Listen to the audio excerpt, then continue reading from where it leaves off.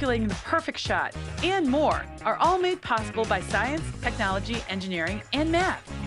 In fact, there are more careers than ever in sports science. So if you have a passion for sports, then think about getting involved in STEM and improve everyone's game on and off the field. Get inspired at SheCanSTEM.com. You're watching WLAE, New Orleans Public Television.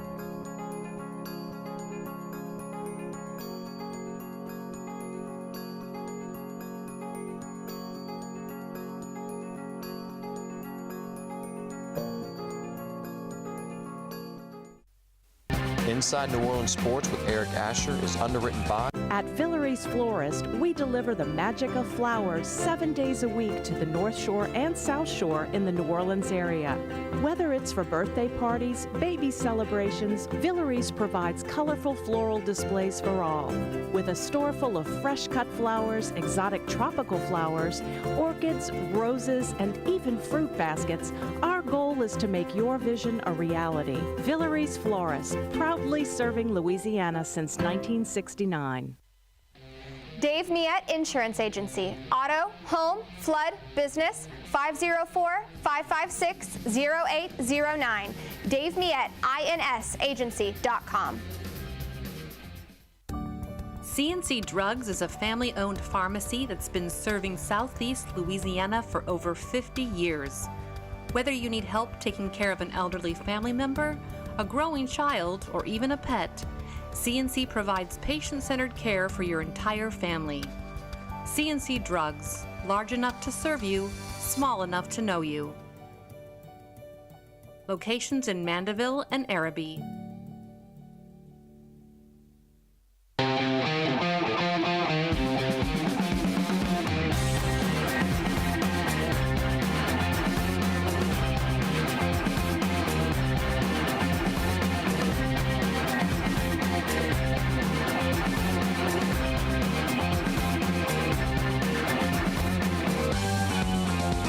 Good afternoon and welcome to another edition of Inside New Orleans Sports. I'm your host, Eric Asher, and over the next hour we'll cover all the home teams. Saints, LSU, Tulane, Pelicans. Of course, we'll talk a bit about the NOLA Gold. They're in the playoffs, got a home playoff game.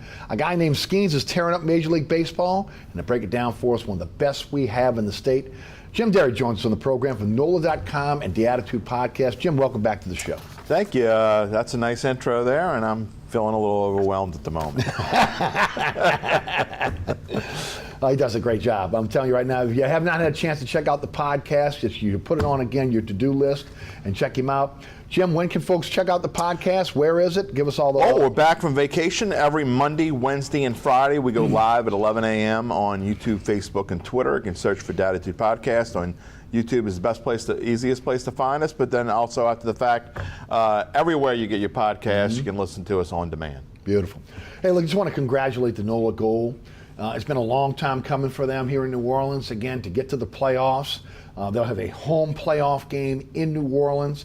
It'll be on July the 21st. They'll be taking on the Chicago Hounds. It'll be out at the Shrine on Airline. They're looking to get a big crowd out there, again, for their first playoff game. And this is a rugby team that, again, has struggled a little bit, almost to the playoffs a couple times, again, and just didn't make it. Their inaugural playoff run was second place in their division this year. And, again, imported some really good players, new coaching staff, and of course now, again, their first playoff berth. Yeah, it's good to see a home team making it to the playoffs and the Shrine on Airline being used by a playoff team. So we'll see how far they can go. I know that they needed to win late in the season to get in, and they played better towards the end of the season. So we'll see how that goes. Well, hopefully, again, they can win and advance. But again, this is a milestone for this franchise to be able to make it to the playoffs. And there was I guess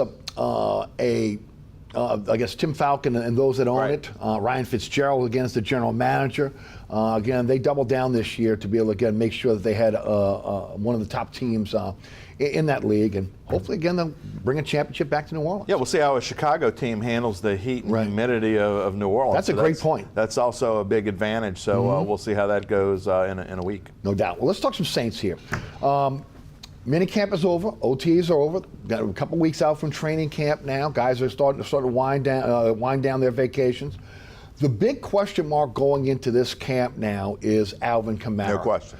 Again, will they extend him? Will they give him some guaranteed money? I think it would be foolish not to. I got to believe that Kubiak's coming to New Orleans. First thing he's thinking is, I got Alvin Kamara. He's going to be my Christian McCaffrey. And of course, when you look at that depth chart with Williams and Miller, Mims, you kind of wonder again, who's that guy if ultimately there is a holdout, or again if there is an injury? To me, give him some guaranteed money, make everybody happy, because I think he's going to have a big year in this system. Your thoughts? Well, after taking our summer break at Attitude, that's the first thing we're diving into Friday morning, and I'll have Hart Pisani on as my guest, who was formerly a local sports writer, now doing things in Chicago and has his own podcast that we're going to be talking about as well. But, Alvin Kamara, without him, this team is they're already in a world of hurt anyway. Right. Without him, they're in just a hole I don't know that they can climb out of. But the thing that scares me, you talk about guaranteed contracts, Eric, and what worries me about Alvin Kamara, and you're talking about down the road, and whether the Saints are kind of in a catch-22 situation to where I don't know that you can sign him too long because he's entering his 29-year-old season. Running backs, when they hit that number, especially when they hit the 30 number, and you see Derrick Henry had to take less money than he's probably worth in Baltimore. Agreed. Now he's going to a team that can win the Super Bowl. But, Alvin Kamara, what's he going to be able to get here in New Orleans? How staunch is he going to be? Is he willing to take maybe less than he's worth a little bit to get an extended contract? If you can get him for $9 or $10 million a year and get 2 more years after this one, then it's worth it for both sides. I just don't know how hard line he's going to be. Is he trying to set a bar for other running backs is also a question. So, look, this team is in a whole lot of hurt without Alvin Kamara. I don't know who steps up. Is Kendra Miller ready to take that next step? Jamal Williams was a big disappointment last year. There's no question about it. So that's a big sticking point. But I got a feeling, and I've said this for months now, I've been concerned for many months that Alvin Kamara and Marshawn Lattimore, now it looks like Lattimore is going to be there. I'm still not convinced that he's going to be on this Saints team when opening day. I know I should be, but just something tells me that something's going on behind the scenes. So we'll see, but I have a feeling Alvin Kamara, this holdout is going to last well into training camp. I do too, okay? And that's why, again, if you're Mickey Loomis, you want to get this thing done early. Look, when you look at him in terms of running back years, which are dog years, right? Again, when you start talking about a professional football player.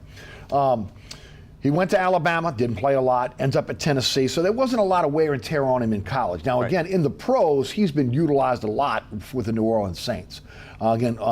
Injuries slowed him down a little bit, obviously, last year. If I'm the Saints and I'm gambling here, again, do you make the gamble on this is a guy that could come in, play this offense, do what McCaffrey did in San Francisco, here in New Orleans, in this offense, and then your back is against the wall, and you may have to pay him more than what you're looking at now today.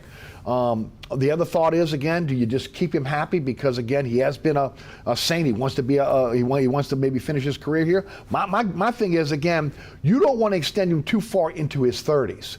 You're obviously going to want to make this situation where, again, it's palatable for the team, and of course the player is also happy with the compensation.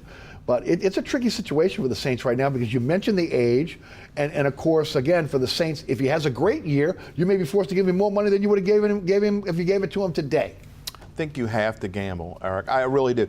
I think you're in a situation where they know whatever the number they think they can afford is, and this is what it is. But this team is 1/2 step away from having to blow it up. And I mean blow everything up. I'm not just talking about the running back position or the quarterback or the offensive line or whatever it is. I mean, if they have a season like a 7-10 or worse season, I mean, they got to start over. I mean, you're going to have a new coach in 2025 if they don't do much better than they did last year. If they don't make the playoffs, I think you kind of have to start thinking about starting over. I would agree with you, but I don't know if they agree with us on Airline Drive. I think if you're going to be realistic, you have to be thinking that way. So in that case, if you commit to an Alvin Kamara long term, and I'm talking about 3 years is long term for a guy that's going to be 29 this year, if you're going to commit to that guy, you have to be super confident that you really can right the ship. You can be a playoff team that can continue being a playoff team. I'm not just talking about being a playoff team for this year. I'm talking about being a playoff team consistently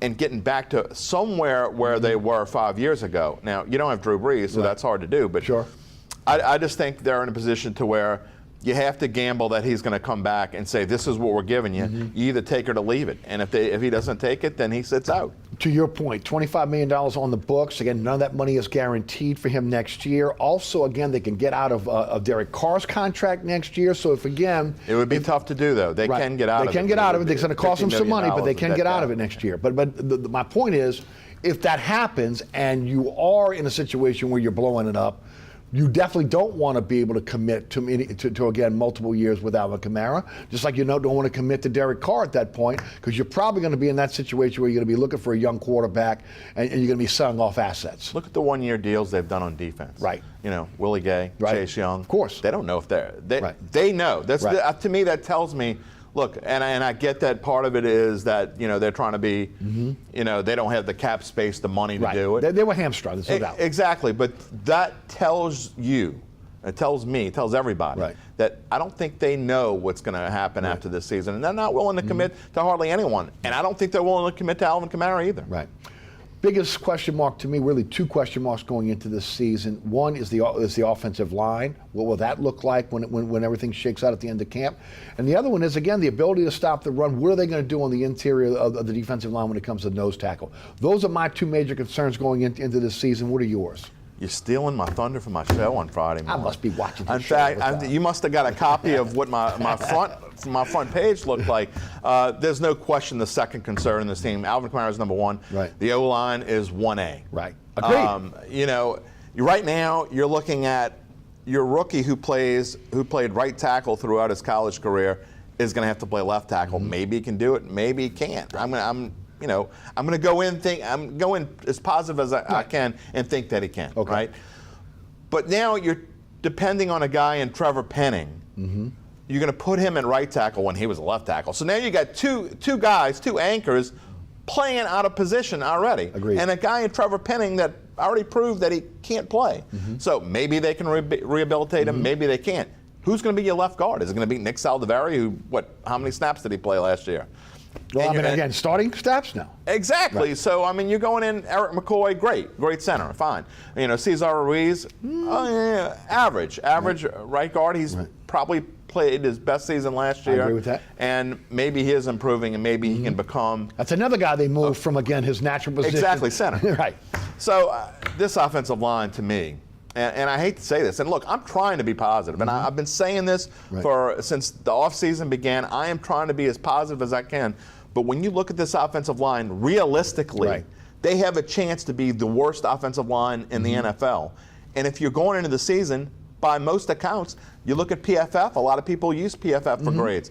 They're going into the season as the worst offensive line in football, and you cannot have, with Clint Kubiak, who's been able to get around some things in San Francisco, who had maybe a 20th ranked offensive line. There's a big difference between a 20th ranked offensive line and a 32nd ranked offensive line. If this team has a 20th ranked, if they end up being the 20th ranked offensive line, I think this team's going to be okay. They'll be fine. I just don't think they're going to be there. Right. And to your point, again, now a lot of one-year deals, right? Udo, one-year deal. Patrick, one-year deal. Heron, one-year deal. Lemieux, one-year deal. These are all veterans that they brought in that, again, you would think that one of those guys or multiple of those individuals would have an opportunity to be able to start for this team. I'm not buying Saldiveri. I'm not buying Penning unless they can prove it to me they can play in the NFL as a starting offensive lineman.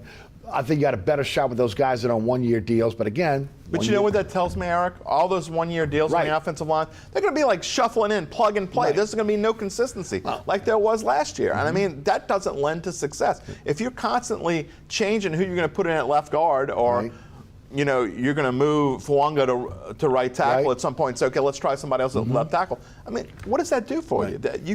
Look, Derek Carr's got to know who his linemen are, and they've got to figure this out in the next few weeks, really. And there's no doubt. That's one of the keys of the season. And it's going to be a preseason, I think, where these guys, these starters, I think you're going to see starters playing a lot. They have to play. They have to. No, I would agree with you. And look, to your point about the offensive line and those one-year deals. The one-year deal for Chase Young, I get. Okay, again, he's coming off an injury. He's trying to rebuild himself. Maybe get another contract. Willie Gay looking for a one-year deal to try to get a bigger contract. Those Offensive linemen don't sit out there on the free agent market and get one-year deals if they're quality offensive linemen. You get guys at the end of their career, and that's pretty much what they have right now. Journeymen who have played this system, who you hope you can plug and play. And I will say this, because of Clint Kubiak's recent relationship with Ali Udoh, I think that's the guy you need to watch, and I think he's going to. And I think Patrick as well is another guy you have to watch. Yeah, for sure. But I really think Udoh's going to end up taking that left guard job. Right. But then you're talking about a guy who I think he has 17 or 18 starts in his NFL career on the offensive line, and 14 of them were with Kubiak when he was the OC in Minnesota. So I don't know. You're doing a lot of hoping, and everything has to go right for this unit to even be in the upper 20s. Right. And that's where they need to be at the minimum. Here's another question mark that I think that has to be answered when going into this training camp. It looks as though they're going to go with two young quarterbacks as their backup. Yeah. Hayner and Rattler. Again, Peterman was brought in. Looks like he's the odd man out. Maybe that changes when they get to camp up in California. But it looks as though that again, all indications are that's what they're going to do. Again, another huge gamble for this team. Okay, in terms of not having I want to say a quality backup, but an experienced backup. Let's be realistic, though. If you're talking about potentially blowing up this team, and I think it's 50-50 right now. Okay. I really do. If Derek Carr gets hurt, I don't think it matters. I mean, if Derek Carr gets hurt, this season's over. Right. I mean, and I don't mean for one game. If he gets hurt for one game, they can find a way to do whatever, depending on who it's against. But if he gets hurt for an extended period of time, which is, you don't ever want to talk about injuries, but again, if you're going up with the worst offensive line in football, look what happened to him last year. There were games when he shouldn't have played. He should have missed 3 or 4 games probably last year and didn't. But if Derek Carr gets hurt, I'm not sure it matters. So you may see at some point, and what if they start 2-7? You may see some point where, let's see what Jake Hayner is, or let's see what Spencer Rattler is. I personally think that the way that OTAs went, and I don't think you can gauge too much, but I think right now Jake Hayner is obviously the leader in the clubhouse to be number 2. Spencer Rattler is someone, I've said I think on this show, and I've certainly said on my own show that I don't think Spencer Rattler is. There's a reason why it was a 5th-round draft pick. I'm not a huge fan of Spencer Rattler, but that being said, at some point you may want to see what he is as well. No doubt. Ross, when you look at battles, position battles, what are some position battles you think that people should be looking for in this upcoming camp? I love the linebacker position battle. How much is Willie Gay going to play? Right. Do they go 3 linebacker? I don't think so. I don't think that's the kind of defense that Dennis Allen's going to want to play. So I think Pete Werner, maybe he plays a little less. Maybe they see what Willie Gay can do. So that's where I'm going to be looking, especially early in the season. Pete Werner's numbers, were they as good as they were before? I think he kind of took a step back. I think that whole unit kind of took a step back without Caden Ellis, who was a big part of that linebacker corps before he went to Atlanta. So I think that Willie Gay really helped shore up that position. I'm going to look to see how much he's going to play. And then in the defensive backfield, which I think obviously is the strength of this team, if Marshawn Lattimore, again, I've got to be convinced that he's going to be there on September the 8th. But if Marshawn Lattimore is back there, that is the strength. But you got some young guys. How much is Kool-Aid McKinstry going to come in and play? And where does he play? Is he going to be Exactly.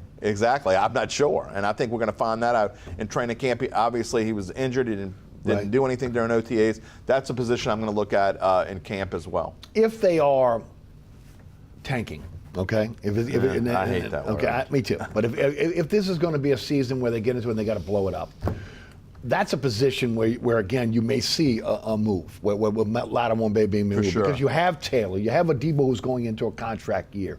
Again, you drafted McKinstry at this point. So you're strong at that cornerback position, and really just an overabundance of talent back there. Here's where I have a problem of why they didn't trade Lattimore already, because to me, you would get more for him now than if you're desperate before the trade deadline. I think right now you could get probably a 2nd-round pick for him right now. Right. And maybe even a player in return or something along those lines. Maybe a 2nd round next year and a 3rd round the year after. I just think if you're desperate and teams know you're desperate, and with this schedule that they've got coming up, I'm not going to go beyond 5 games. 1-4 is not only a strong possibility, but I think, you're talking about a potential likelihood when you look at the gauntlet that they're facing early in the season. So, where are you going to go with that? Lattimore, to me, I think is what you can get in return is less when you're in this season than it is right now. Unless there's a desperate team. Yeah, for sure. Okay, and then that's a possibility. Maybe that's maybe there's somebody's more desperate than the Saints to get rid of him. Maybe there's a team that again they've lost their corner in camp. They need a corner, and he's there. And maybe again they're willing to give up more than what the market has been out there, which is what, second and third round picks. No, and I do like that Lattimore. The one thing that makes me more positive about where he is and where he could be is the fact that he came in to OTAs at the end there. It was mandatory, but he did come in and he did talk a little bit, which is something he doesn't do a whole lot. So I do feel a little bit more confident about him, but going back, and we're not going to go back to Kamara again, but I feel much less confident about Alvin Kamara than I do about Marshawn Lattimore. Another question mark for this team is the tight end position with Juwan Johnson going down, and again, what is behind him? Was it Holker's the kid that they got, the undrafted free agent? Obviously, look, Morrow is a solid NFL player. The question is, again, who slips in there? Is it going to be Taysom Hill that's going to get those snaps at tight end? Do they go get a tight end? Because based on what they have right now, they've got to add something in terms of an athletic tight end that will fit this system. Yeah, I just don't think you're going to spend money to go there at this point. Maybe it was something I thought they may address during the draft. Now, they did get, there's no question, they got the best undrafted free agent tight end that was there in Holker, and I think that he can come in and play right away. I mean, I think he's going to.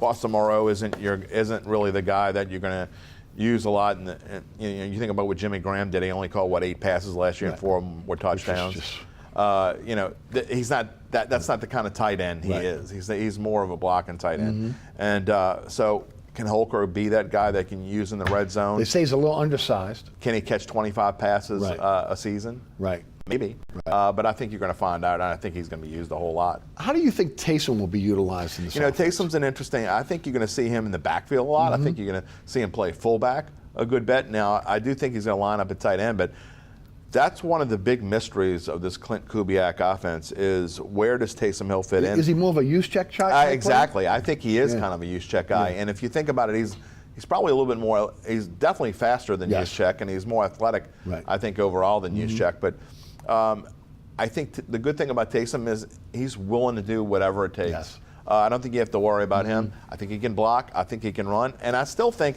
you're going to see him plenty in the position that he's been used and kind of coming in and playing that quarterback role every now and then. Maybe not as much as he did before, but I do think the one thing that Pete Carmichael didn't do that chapped my hide, I'm going to keep it as clean as possible here, is that I thought you would see Taysom Hill come in and be effective in a game, and then the very next game he disappeared. He just didn't play. Right. And I didn't understand it at all. I think that's not something that's going to happen now. I think Clint Kubiak is going to use Taysom Hill quite a bit. Again, another guy that's getting a little bit older too. At 32 years old, how is he able to be as effective? You're getting to the point now where he's only got to me, a year. The way he plays and his bruising is. Agreed. You see Taysom Hill after a game, he's bruised from head to toe because he's a battering ram. Well, that's just that. I mean, think about the history of him again in football. He's been. It's remarkable that in the pros he's not had the injuries that he had at BYU. Yeah. Because that was one of the things that really, again, hurt his progress in terms of being a college quarterback, where he's always injured. Right. And of course now you're in a situation where, again, he's been the jack of all trades. All right, before we go to break, the kickoff rules have changed. Yeah. How much do you think that is going to affect NFL football this season? A lot. I think it's going to affect them a lot. I think that you're going to be able to use the way that they're set up. And one thing I think you're going to see across the league is I think you're going to see more stars, more big names taking kickoffs than they did in the past because they have that blocking right in front of them. You're going to see it's not going to be touchbacks. That's not going to happen. Not nearly as much because you don't want them to get the ball at the 35-yard line. So I think that with the blocking, there's going to be a lot less potential for injury. You're going to see more stars back there.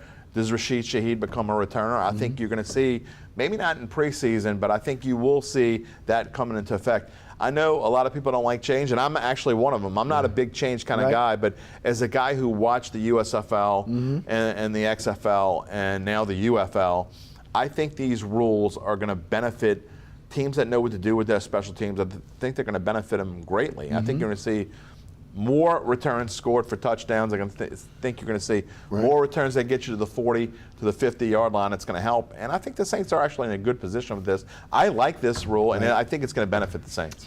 I like what you just said because I think they are too.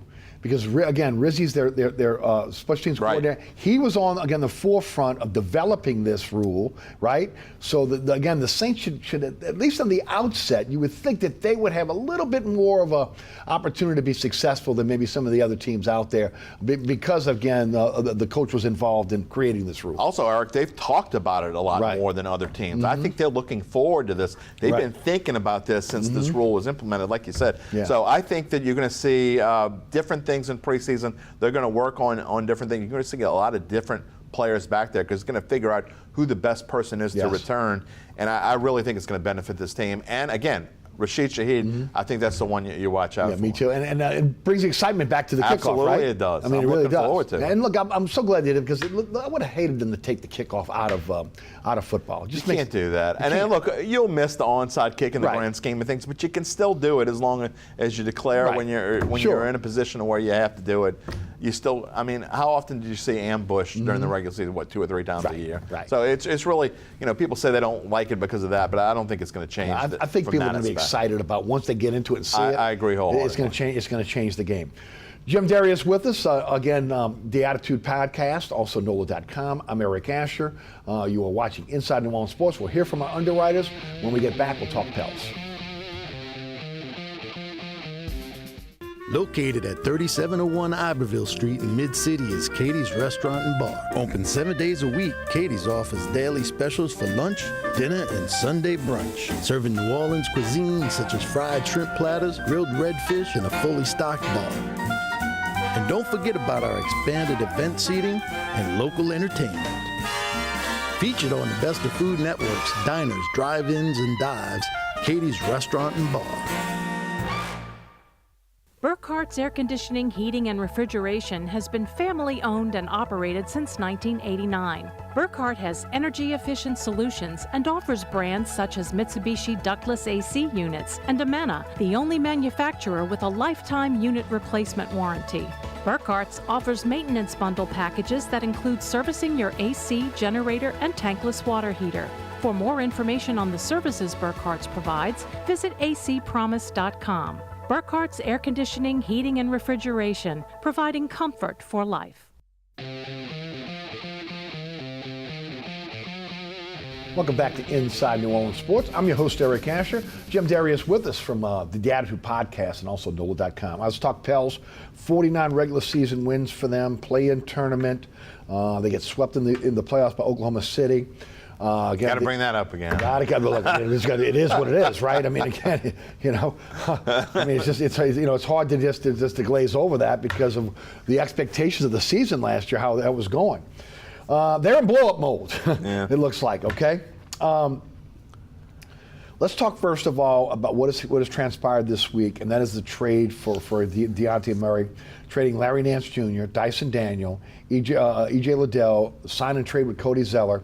The Lakers' 2025 first-round pick, the last pick that was left from the Anthony Davis trade, and either the lesser of the Bucks' 2027 pick, which again the Pels got for Drew Holiday, or the Pelicans pick in the first round.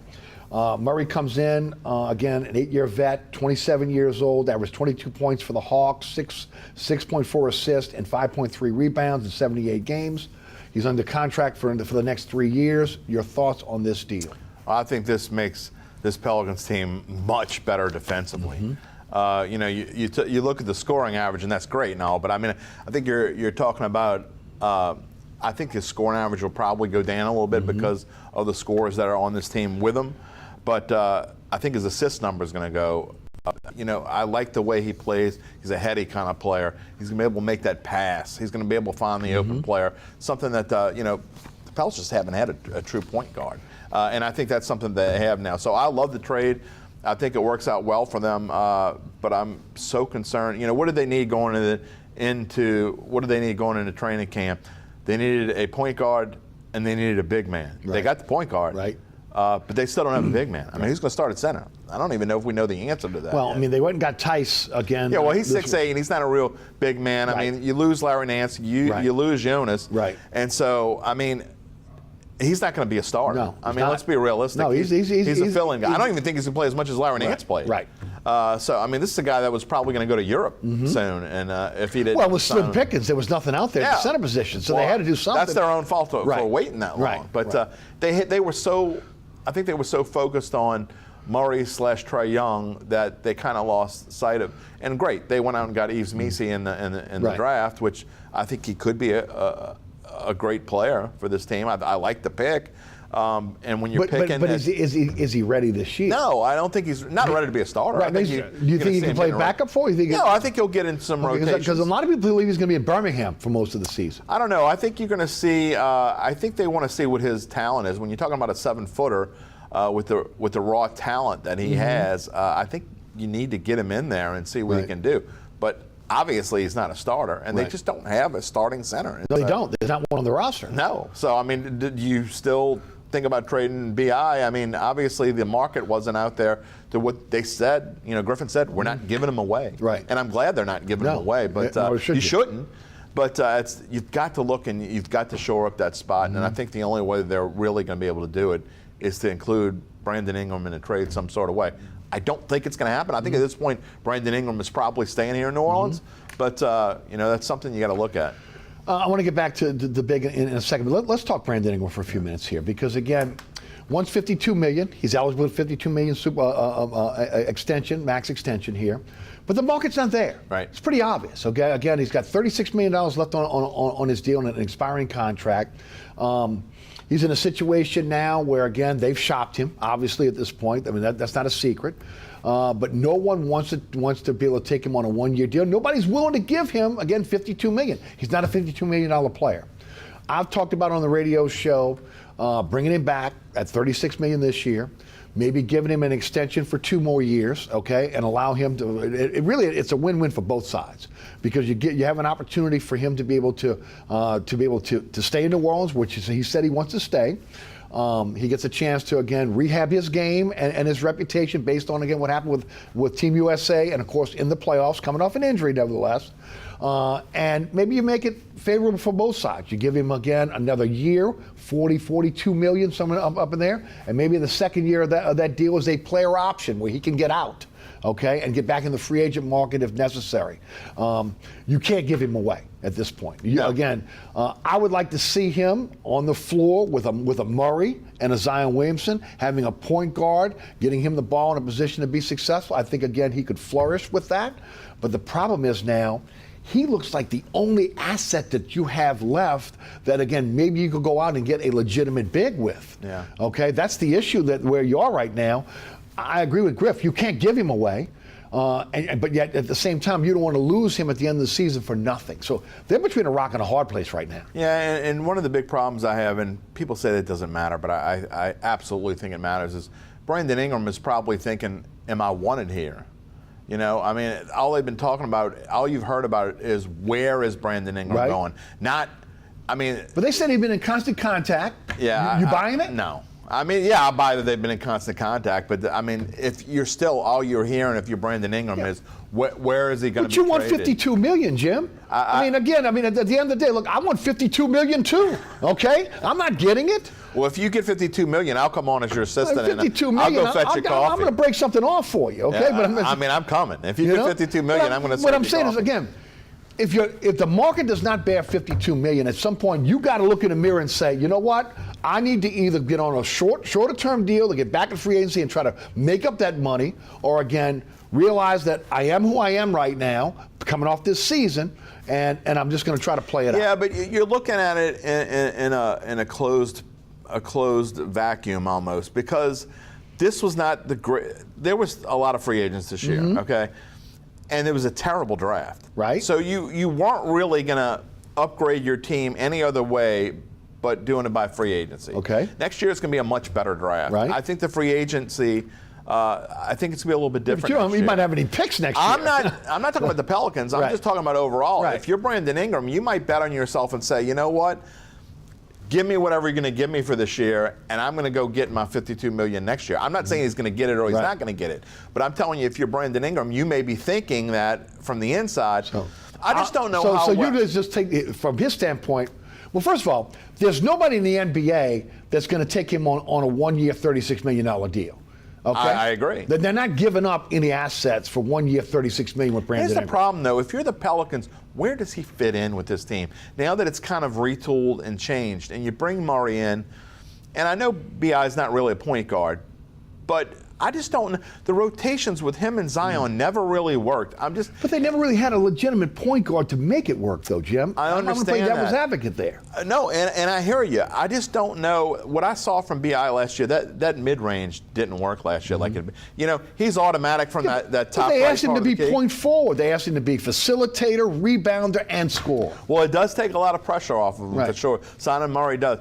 But if you're Brandon Ingram and you don't necessarily feel like you wanted, are you jumping out there to sign an extension to stay here? I don't know. Well, I just don't know the answer to that. Jim, I disagree with that a bit. I don't think it's not that they don't want him. They just don't want him at $52 million.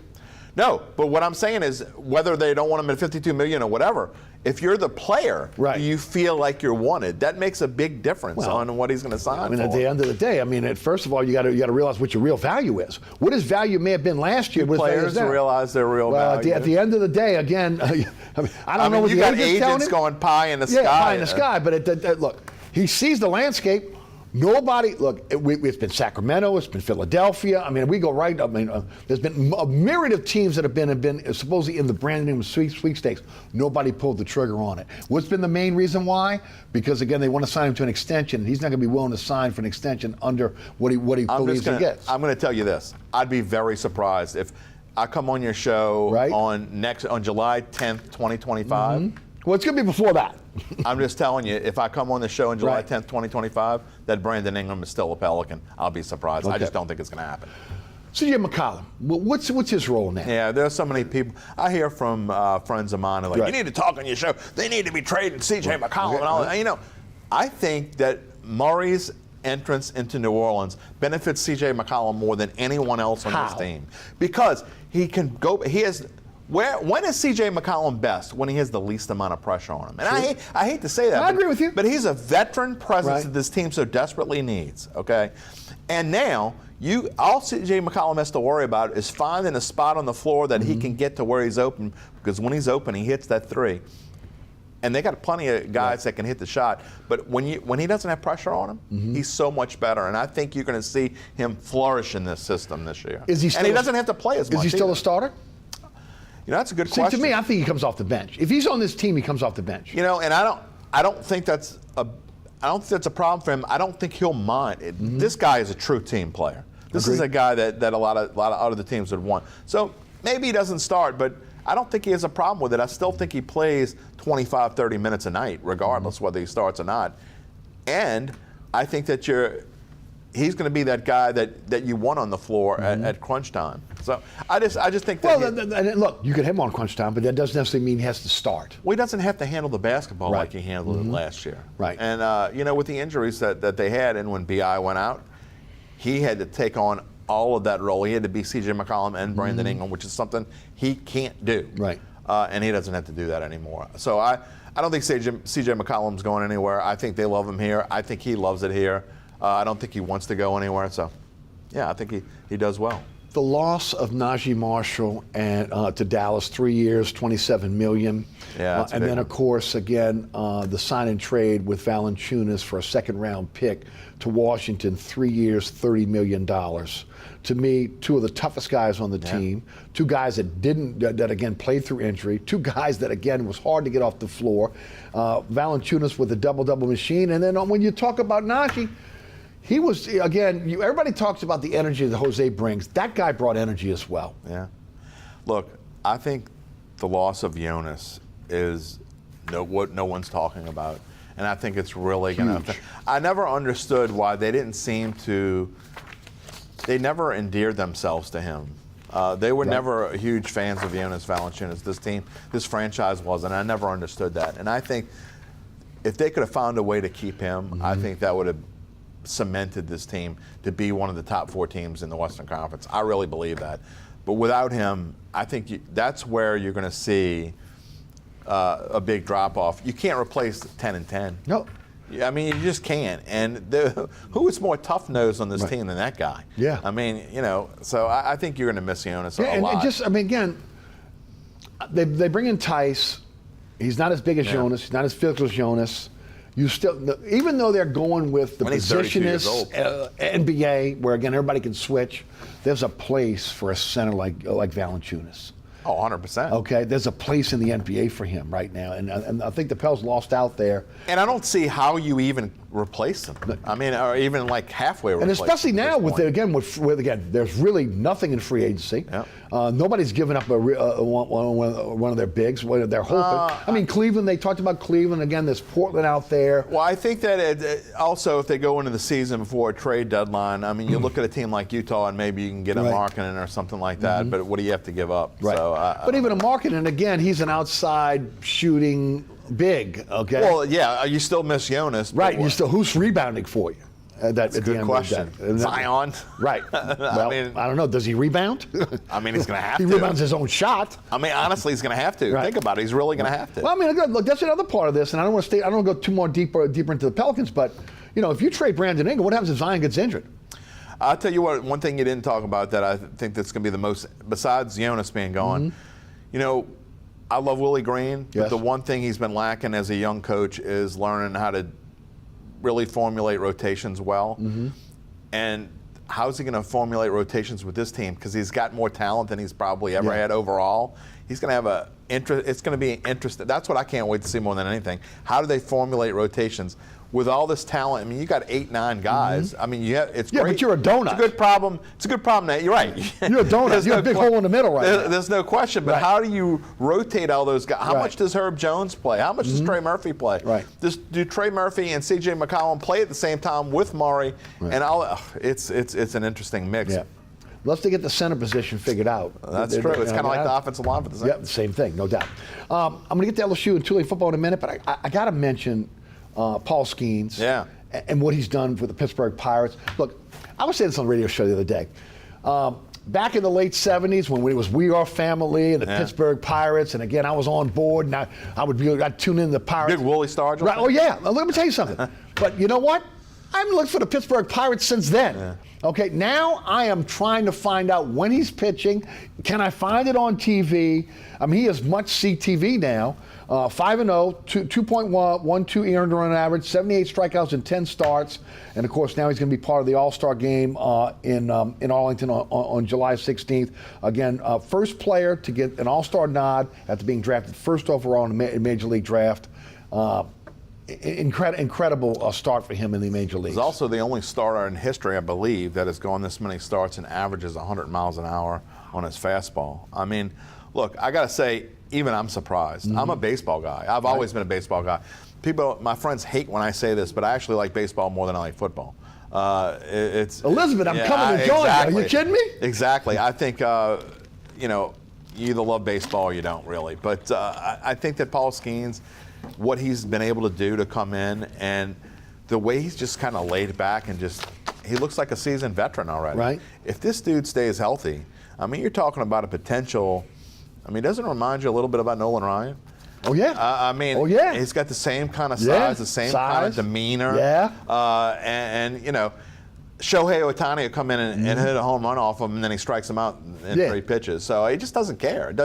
He lets it all roll off of his back. And to think that he's this good this early, and he's potentially the starter on the All-Star team in the National League after, 8, 9 starts or whatever it is, it's really kind of incredible. Right. And I think you're looking at a guy, again, barring injury, and these days, I mean, who knows? But barring injury, he's potentially a top 3 or 4 pitcher in the entire major leagues for many, many years to come. I would agree. It sure looks like it. Especially, again, as long as he there's not stay a lot healthy. of guys like him. No. He's been amazing. And look, He reminds me of Kerry Wood when Kerry Wood, and I'm a Cubs fan, so I'm biased, but if Kerry Wood could have stayed healthy, I mean, that's what Kerry Wood would have been. That's a great point. A lot of people don't remember Kerry Wood because you forget that he pitched in the late 90s and the early 2000s, and so people under the age of 35 might not really even know who he is. But, I mean, Kerry Wood and Mark Pryor for the Cubs, that 1-2 punch, the Pirates could have that going forward. I don't know that they have enough around them to be the kind of team that they want to be, but again, you're right. Paul Skeens is must-see TV, and I can't. This will be an all-star game I actually watch. Me too.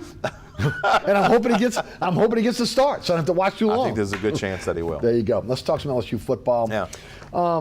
It's the Nuss era, for what it's worth. Oklahoma and Texas now come in the SEC. They get so much tougher now. What's the season outlook for this team? I think this is still a 9 or 10 win team. Okay. To me, it all depends. You can talk about Nussmeier all you want. I think Garrett Nussmeier will be just fine. But it comes down to the defense, right? I mean, if that defense doesn't improve, I mean, you're talking about you had the Heisman Trophy winning player on your team last year. And would that team have been one of the 12? If they had a 12-team playoff last year, would they have been in it? I don't think so. So if that defense doesn't get significantly better, and I'm not just talking about a little better, right? I mean, right now, if you look at odds, and we're going to talk about a whole lot about odds on the show, but basically LSU's even money to make the 12-team playoff. And I think that's about right. I think that's about 50-50, whether they make the playoff, whether they're one of the 12 best teams. But you talk about the SEC and how tough it is and just brutal across the, you finish with Oklahoma. Right. I mean, do you get a week off in the SEC? No, you got to play Ole Miss and you got to play Alabama. Right. The good news is you play them at home. Right. But they got to run through the gauntlet, and so you got to win. You got to figure at the bare minimum you got to win 9. You probably got to win 10 to get in the playoff. Right. Again, I think it's 50-50. I think the offense will be just fine. I think they have plenty of weapons. The skill players are good. I mean. But the offensive line, nobody's talking about. They might have the best offensive line in the SEC. I think they do have they might have the best offensive line in the country. It's very possible that they do. And we always talk about offensive line. You go as far as your. I mean, look, to make a comparison, Jared Goff, I think, is an average quarterback at best. But the Detroit Lions had, if not the best offensive line in football, one of the best, made him look a lot better than he was. And I think that the same goes here. I think that Garrett Nussmeier might look a little bit better than he really is because of that offensive line and because of the skill players they have. But you've got to, this defense has got to limit teams to 24 points or less. And I'm not sure that they're there. I think they're going to be better. And the change in coordinators and the change in some of the coaching staff on that side of the ball, Brian Kelly knew he had to make changes. I think that's going to help. Does it help enough? That's the big question. Well, that is a question because, again, I agree with you. The changes in the staff were obviously needed and necessary. But the big question, again, is Jimmy's and Joe's. And at the end of the day, again, the question mark to me, obviously, nose tackle. No question. I mean, that is the biggest question on this defense. We can talk secondary, okay? But to me, if you can't stop the run in the SEC, you can't win. There's no question about that. And I don't know if they can do that. But think about how the defensive backfield was torched last year. I mean, when you play a team like Ole Miss, and you go against a Lane Kiffin coach, and I'm not a Lane Kiffin fan at all, but the dude knows how to get his offense moving and he knows how to throw the football. I just don't know they're going to be able to stop teams like that. And that's who you have to stop. You have to beat Ole Miss. I mean, I can't believe I'm saying that, but you have to beat Ole Miss. And it's their year. And Alabama, is Milroe going to be better? Are they going to be able to throw the ball better? I think Alabama probably takes a little step back, but those are the teams. You have to be able to beat Ole Miss. You have to be able to beat Alabama. You have to be able to beat Oklahoma now, that obviously can throw the ball. So that's where I'm looking. You're talking about nose tackle, and I agree. That's the key to stopping the run, but the defensive backfield it sorely lacked last year. They have to be a whole lot better in 2024. When you look at 2025, okay, and the class they have coming in, that looks like, again, could be a national championship type class. Yes, I agree. Right? Okay, but the problem is, how hot will Kelly's seat be if ultimately, again, they don't take the next step this year? They would have to be bad, I think, for his seat to be. And when I say bad, I mean like a 7, maybe 8 win team. There'll be some hooting and hollering, I guess is the way to put it. But I think Brian Kelly's pretty safe unless they just fall off the map. So I don't think he's going anywhere anytime soon. Your thoughts on the secondary? it worries me. Right. I mean, it really does. It worries me. Again, I don't think they can be any worse than they were last year. Right. I mean, I guess anything can always be worse. I just don't think they've just got to step up. And the problem is you don't really know. The first 5 games of the season kind of cupcake-ish. We'll see what they do in that first game. UCLA, they've lost a lot of talent. I don't know, Eric. I'm not. That's definitely the worry spot. But I'm go back to your nose guard comment. Yeah, no. That's the biggest question mark there. And how do you hide that deficiency? That's the other part of it. Okay. That's at UCLA. I mean USC. Yeah, I know what you meant. You can't hide it. Right. I mean, if you get gashed up the middle for 5 yards of carry and over again, and again, I'd feel better. It's also attrition, right? Because they don't have a lot of bodies there as well. No, and I'd feel better about it. The linebacking core outside of one player, right, is just okay. Well, Weeks is not a bad player. He's okay, right? But how do they use Perkins is the other part. By the time, yeah, exactly. So Perkins is going to be all over the place. Right. He's going to have to. He has to be. He's going to have to be. Right. I mean, I actually think you'll see him lining up sometimes on the inside to if they can't stop the run. Right. So there's just so many question marks. I have to say that's obviously the one big concern. If they can get past that, they can be a 10-win team. But again, you're talking about, to me, the big number is 24. You limit teams to 24 points or fewer, you're going to be fine. And that seems like a really big number, but it's not. And not in this day's football, and not with this offense that they have, because they're going to score 28 to 30 points. But they're a juggernaut offense. No I mean, go look at the depth chart at the receiver position. They are stacked. Again, I think can Hal Perkins play tight end? No, I don't think he can. But they're not bad there either. They got some really good. I'm just kidding. Caleb Jackson, I think, is going to be exceptional for them at the running back position as well. The question is on defense, be able to stop the run, and what are you going to do in that defensive backfield? You think John Emery's going to play? I do think he'll play. Again, it'll be interesting to see on how much he plays, but I do think he'll play. He has What nothing. Is he like 32 years old now? He feels like it, right? He's been there forever. I watched him at Destrain, I think, like 10 years ago. Look.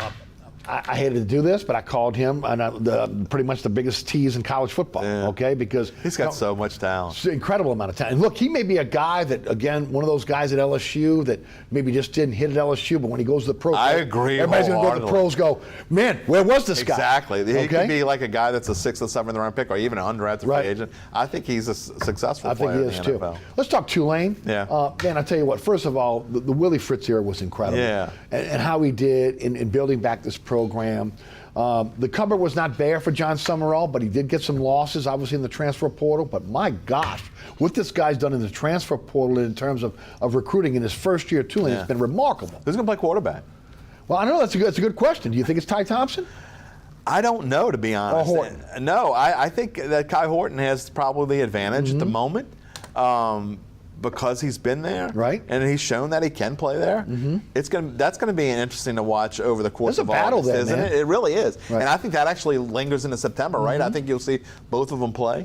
But I love John Summerall. I said this from the beginning. I mean, young coach who obviously at Troy was, and I mean, how much do you put on that? I actually put a little bit, because they played against some of the big boys, and even the games they didn't win, they played well. They weren't afraid to go up against SEC teams. Not at all. No. And this dude's not afraid of anything. Right. So I think Tulane's in pretty good hands.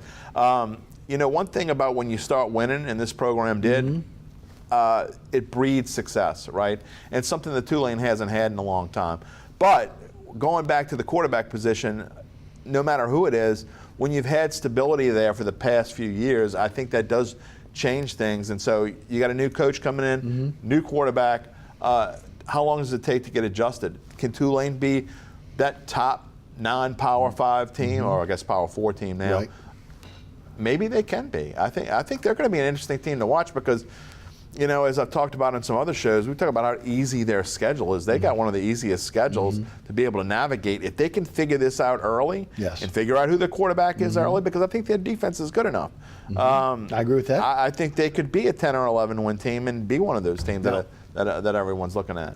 There's been some changeover a little bit in the offensive line, so you got to figure out what's going to happen there. Yeah, I think they lost, 3 or 4? Yeah, they did. Okay, so that's a question mark there. The other thing is, though, but They're much like LSU. They're really good at skill position. Okay, Yeah. Obviously, a running back.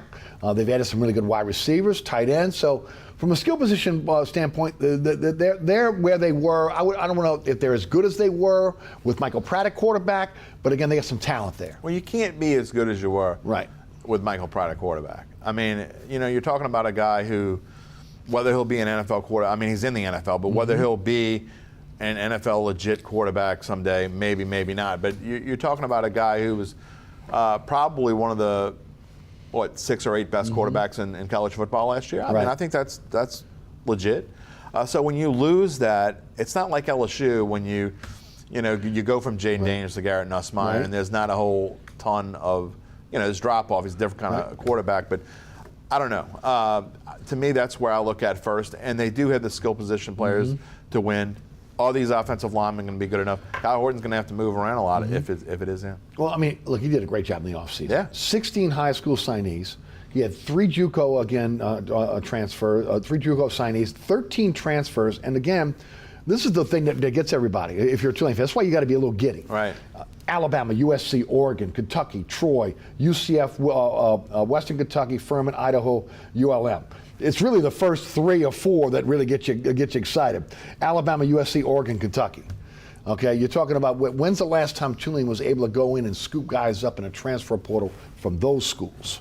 That would be never. Never? That would be never.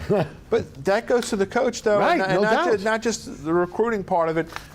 Kids want to play for young, energetic, go-get-them kind of coaches. I think that's what Summerall brings to Tulane. I just hope he stays here. Right. Well, I mean, again, a lot of people think, again, that, he was very close, could have been in Kentucky as alma mater. Look, I think if you're a Tulane fan, you don't even worry about that anymore. You know that he's not, if Willie Fritz doesn't stay here and finish his career in New Orleans, nobody's finishing their career in New Orleans. So at that point, you get 3 good years out of him, and you let him keep your program, again, where it is, and then somebody else is going to want to come. Get the next young guy that come to New Orleans. That's the way it's going to be for Tulane. That's the way it was way back when, right? Yeah. It's always been that way, again, with their coaches. They get a really good coach, the coach flourishes in New Orleans, he ends up somewhere else. Yeah, Larry, Mack. You go right down the line, Bowden, right? All the good ones, and then now Willie Fritz. And it shows when they went through that long stretch without a good coach what happened. Exactly. But I think they are in a really good position to be.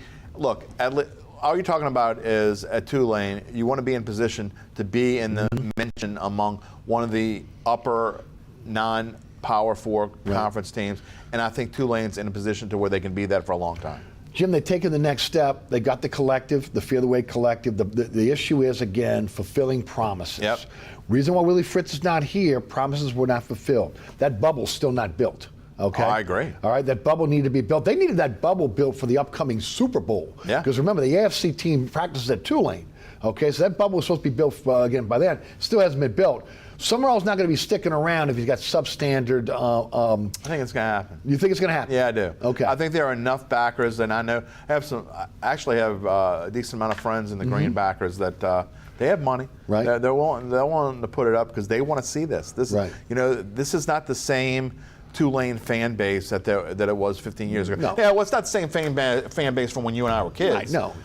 Which because everybody's gone. Exactly. They're buried above ground. I mean, when they actually cared, when you could fill up a Tulane stadium that had 80,000 people in it. But, I do think that they're in a really good spot, and I do think they're going to get the money to do what they need to do. Jim, thanks for joining us. One more time, I got 7 seconds. Tell us about the podcast. The Attitude Podcast. You can find us on YouTube. You can find me on Twitter at Jim Derry Jr. or X now. Sorry, but every Monday, Wednesday, Friday, live at 11 a.m. Wherever you find your podcast afterward.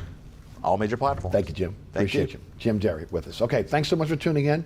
Plenty of ways to catch our program. There's a QR code on your screen right now. Click that QR code. It'll take you to WLAE website, the YouTube channel as well.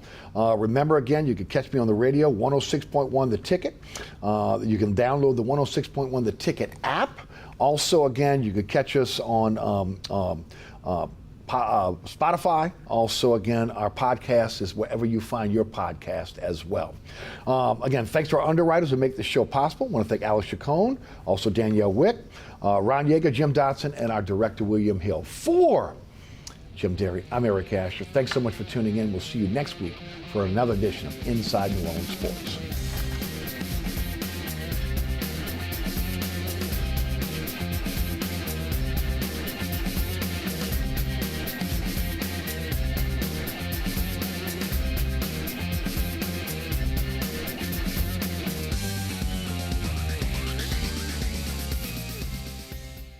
WLAE-TV has a morning show for you.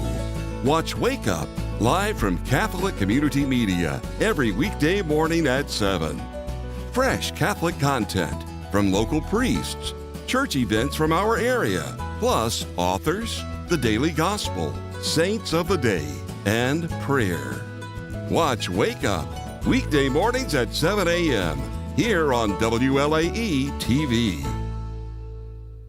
At the University of Holy Cross, we offer bachelor's, graduate, and doctoral programs, but we specialize in the most important subject of all, you. Registration is going on now. The University of Holy Cross, right here in New Orleans. Do good, do well. This series, we get to know some of the most famous designers and their fashion legacies. We'll also get to know new designers and learn how they are forging their way in this competitive fashion world. From the red carpet to fabulous furs, from the little black dress to dazzling beaded gowns, we will have fun exploring how these design concepts can be stitched and included in our everyday lives. Join us on Fit to Stitch. Saturdays at 10:30 a.m. You're watching WLAE, New Orleans Public Television.